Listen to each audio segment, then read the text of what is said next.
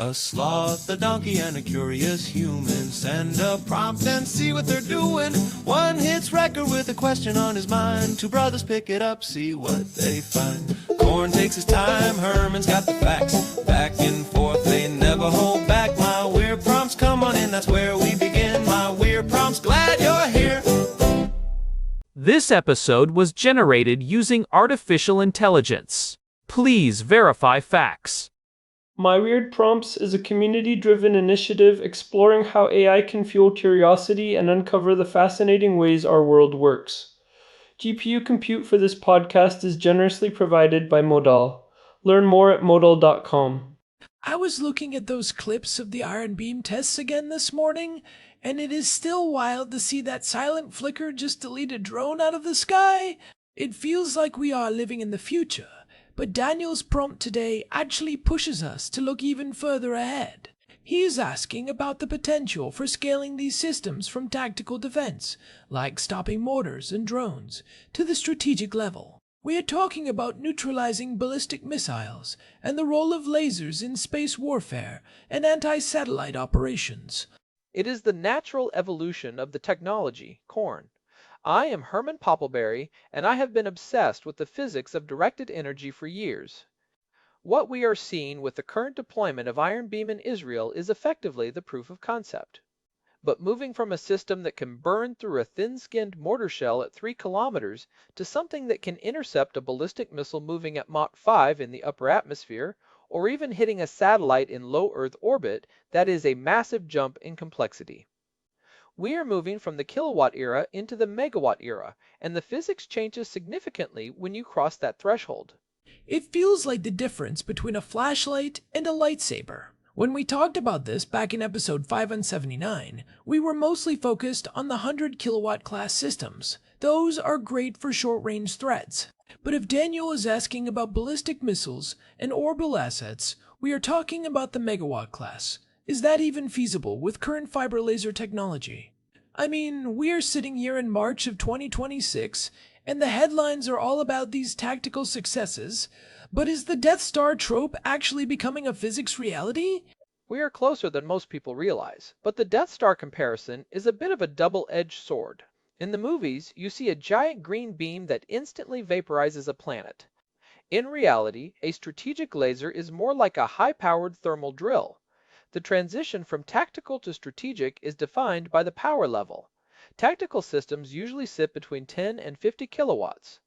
To deal with a hardened ballistic missile or a satellite at range, you need at least 300 kilowatts, and ideally you want to be in the 1 to 5 megawatt range.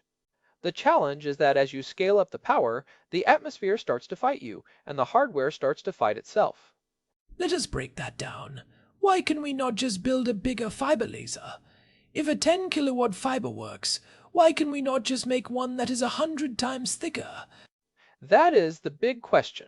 Currently, state-of-the-art fiber lasers are effectively capped at around 300 kilowatts per single aperture. The reason is actually a fundamental limit of physics called stimulated Brillouin scattering. Basically, when you try to pump too much light through a single optical fiber, the light starts interacting with the acoustic vibrations in the glass itself. It creates a feedback loop where the light reflects the energy back toward the source instead of out the aperture. If you try to push a megawatt through a single fiber, you will literally melt the hardware before the beam even leaves the building. The glass simply cannot handle the photon density. So if you cannot just make one big fiber, how do you get to a megawatt? Are we looking at just bundling a bunch of smaller lasers together and hoping they all hit the same spot? Like a bunch of people pointing laser pointers at the same dot on a wall?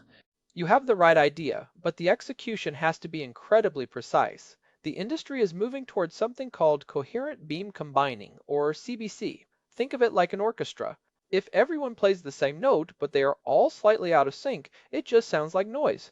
But if you can phase lock every single laser emitter so that the peaks and troughs of their light waves line up perfectly, you get constructive interference. That allows you to combine dozens or even hundreds of smaller fiber lasers into a single high-intensity wavefront that acts as one giant beam. This was the big breakthrough in the 2025 DARPA Lance program benchmarks. They managed to achieve a power density that was previously thought impossible by using high-speed phase adjustment algorithms that update thousands of times per second. And that is what gets us the power density needed to actually melt through the heat shield of a ballistic missile. Because those things are designed to survive the intense heat of re-entry, a laser would have to be significantly hotter than the friction of the atmosphere just to make a dent. The goal is not usually to vaporize the whole missile. That is a common misconception people get from movies. You do not need to turn the missile into dust, you just need to create a structural failure. If you can put enough thermal stress on a pressurized fuel tank, or the guidance section for even 2 or 3 seconds of dwell time, the aerodynamic forces of the missile's own flight will do the rest of the work for you. It is about surgical structural compromise, not total incineration. But doing that through the atmosphere is a nightmare. Right, because the air itself is an obstacle. We have talked about atmospheric blooming before, where the laser actually heats up the air it is passing through, and that air then acts like a lens that defocuses the beam. If you are trying to hit something 100 kilometers away, how do you keep the beam tight enough to actually do damage?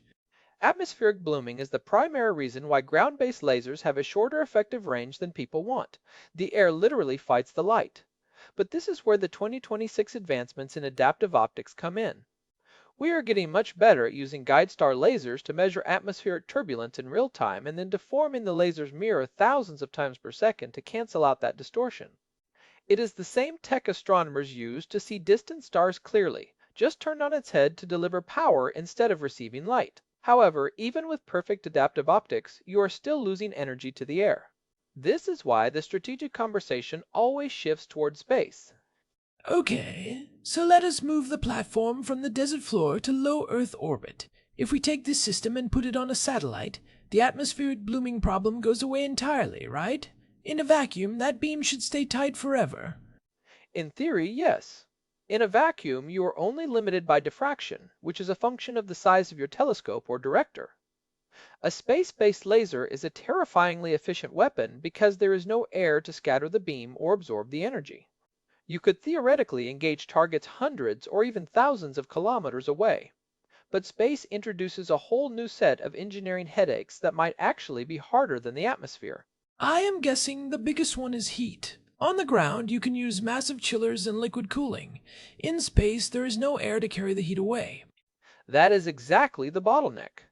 A 1 megawatt laser is not 100% efficient. In fact, even the best fiber lasers are only about 30 to 40% efficient.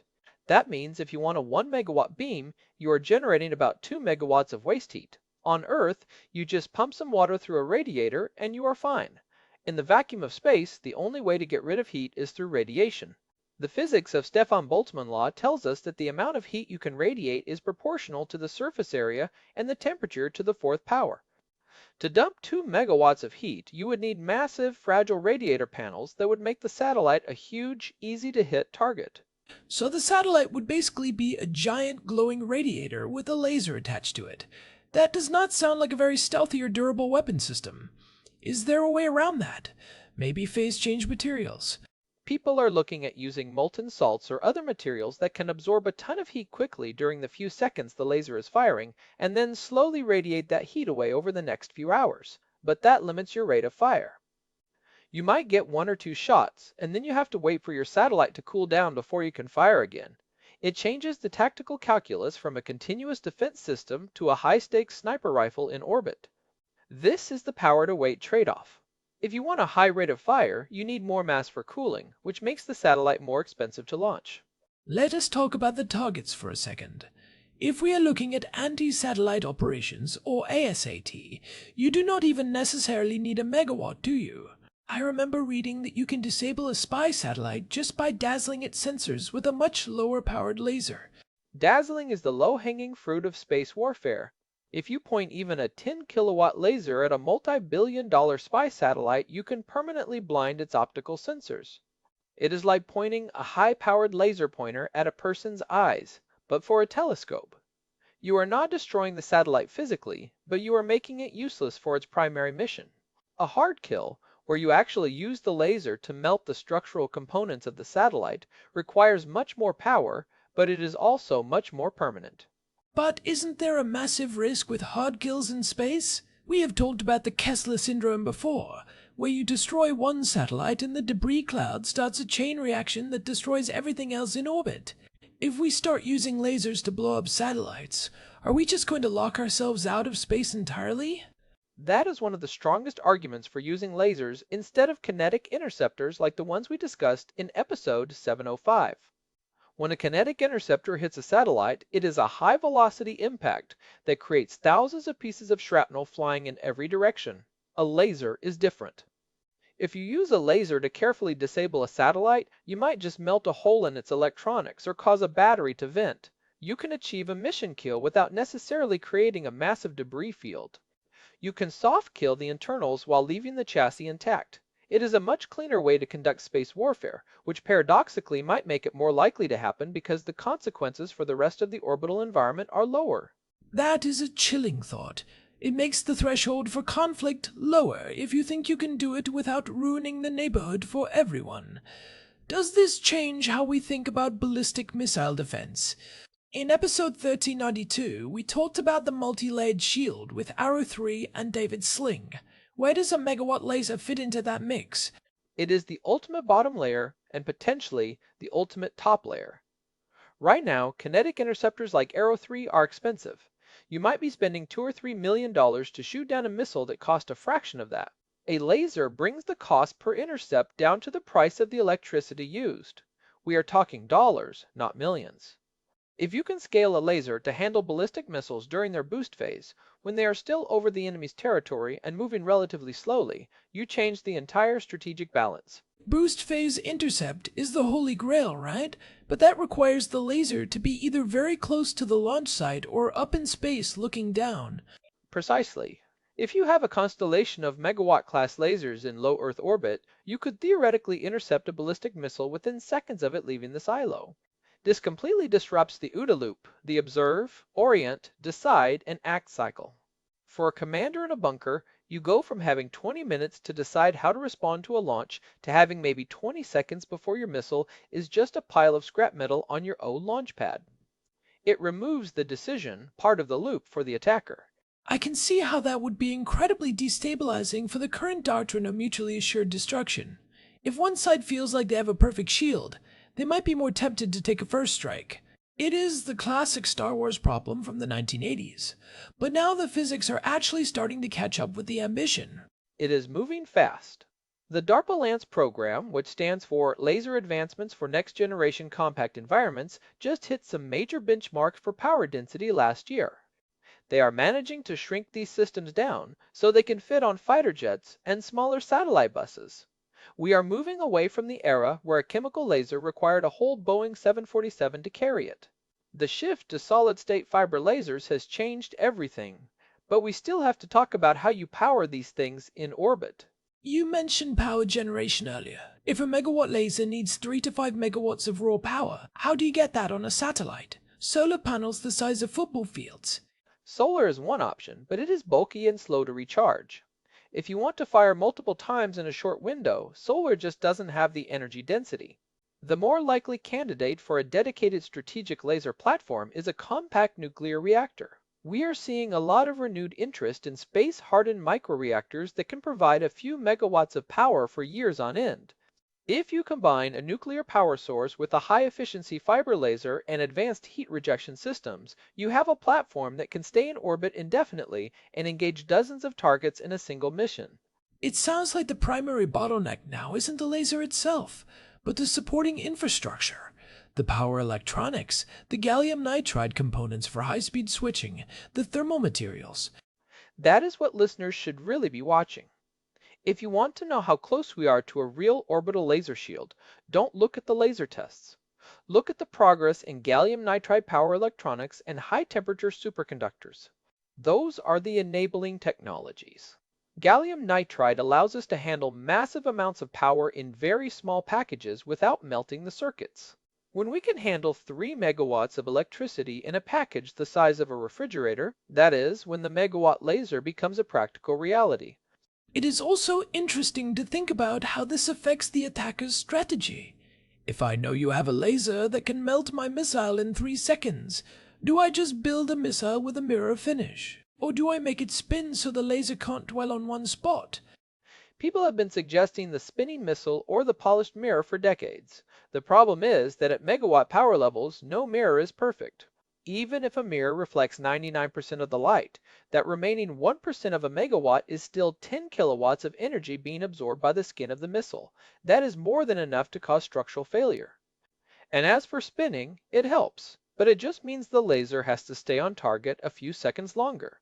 It doesn't solve the fundamental problem that you are being hit by a beam of light moving at 300,000 kilometers per second. You cannot outrun it, and you cannot easily out-armor it without making the missile too heavy to fly. There is also the sheer volume of fire. A laser doesn't run out of ammunition as long as it has power. In episode 1201, we talked about the shift toward high-volume saturation campaigns, where an attacker just tries to overwhelm the defense with hundreds of cheap drones and missiles. A laser is the only weapon that can theoretically keep up with that kind of volume without breaking the bank. That is the attrition game. If it costs you $5 in electricity to shoot down a $10,000 drone, the economics of the war shift entirely in favor of the defender. But when we move to the strategic level, the stakes are so much higher. A megawatt laser in space isn't just a defensive tool, it is a tool for total orbital dominance. If you can take out an enemy's spy satellites, their GPS constellation, and their communications, you have effectively blinded them before the first ground troop even moves. It feels like we are entering a new era of the high ground. In ancient warfare, you wanted the hill. In the 20th century, you wanted the air. In the 21st, it is all about who controls the line of sight from orbit. And a laser is the ultimate line of sight weapon. It really is. And the technical hurdles, while significant, are being chipped away at every month. The shift from tactical to strategic is not a matter of if, but when.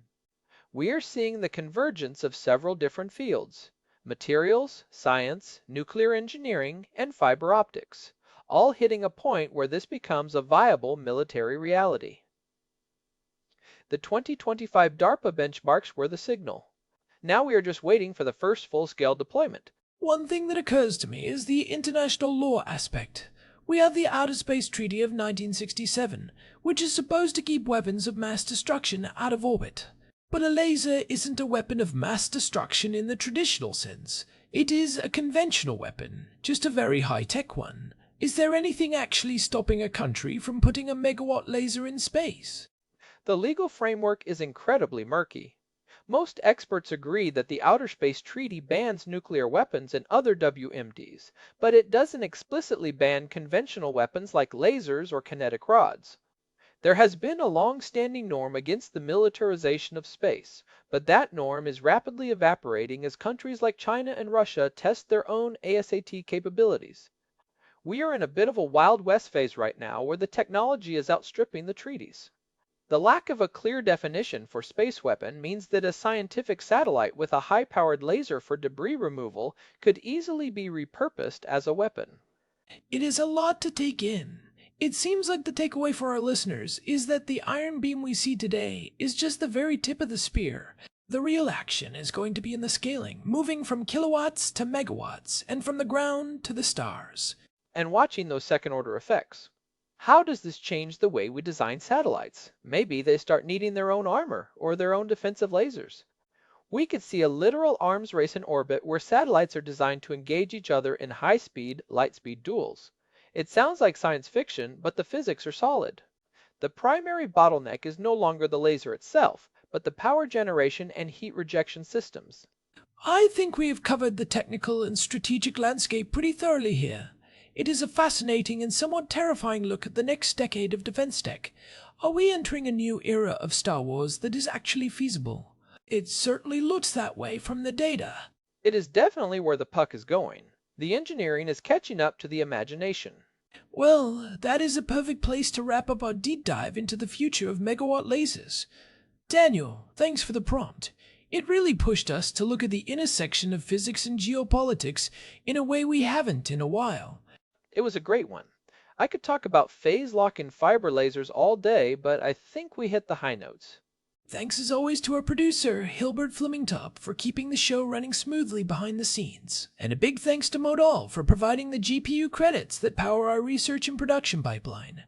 This has been my Weird Prompts. If you found this discussion on orbital lasers interesting, we have a whole archive of similar deep dives at myweirdprompts.com. You can find our RSS feed there and all the ways to subscribe so you never miss an episode. We are also on Spotify if you want to follow us there and get notified when we drop new content. Until next time, I am Korn. And I am Herman Poppleberry. See ya. This episode was generated using Gemini Flash 3. Text-to-speech engine was Chatterbox. Thanks for listening to our show, My Weird Prompts, where our thoughts go from slow takes to facts on cue. We change and follow through. My Weird Prompts, that's the flows from sloth.